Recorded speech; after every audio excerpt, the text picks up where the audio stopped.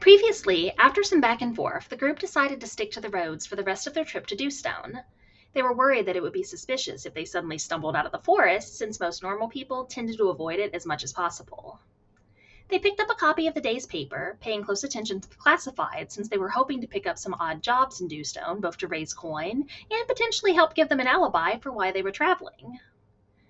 They arrived in Dewstone as it was starting to get dark and split up into two groups before heading into the city so that they wouldn't be as noticeable since some of their pictures had recently been in the paper, even if said pictures had been badly drawn.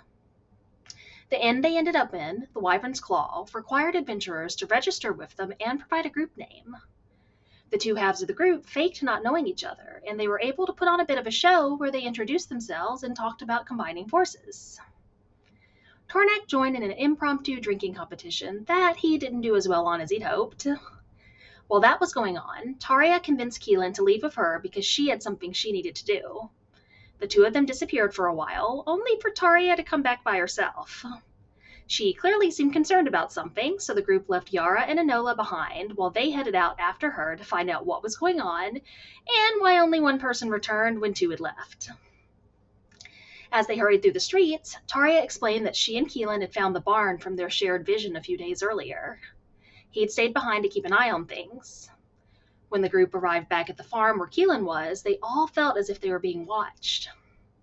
They had a brief discussion about what they were going to do and whether the vision they'd had was of the past or the future, only for the stable boy they'd all seen die in their vision to go walking towards the barn. Taria rushed for the boy, shouting at him to stop, and the group followed.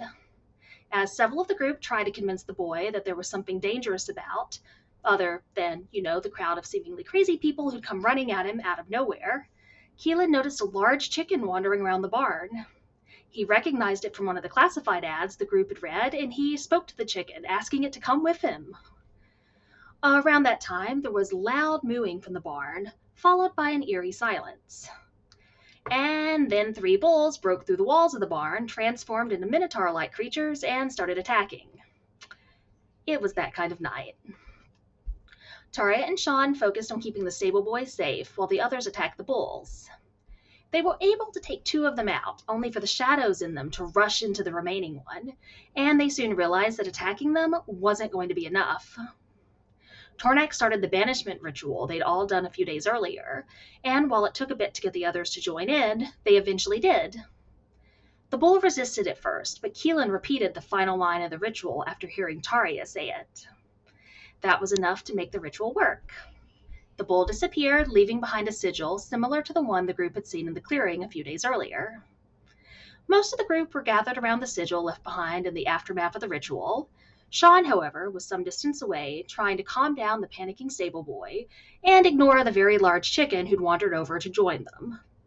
And that is where we left off.